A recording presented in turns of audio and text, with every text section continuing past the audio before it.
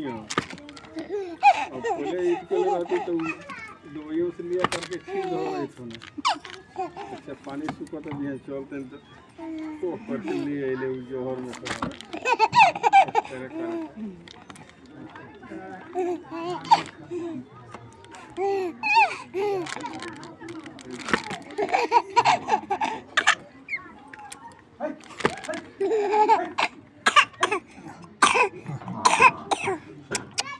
हंसता तो सर हो जाता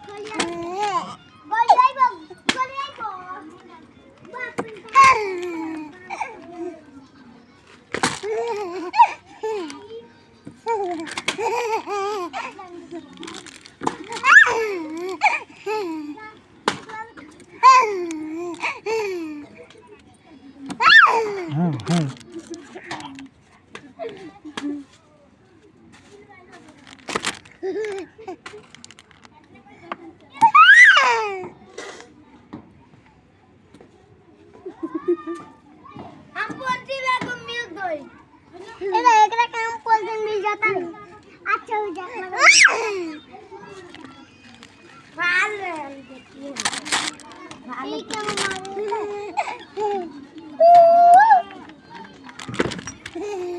दीदा टूलता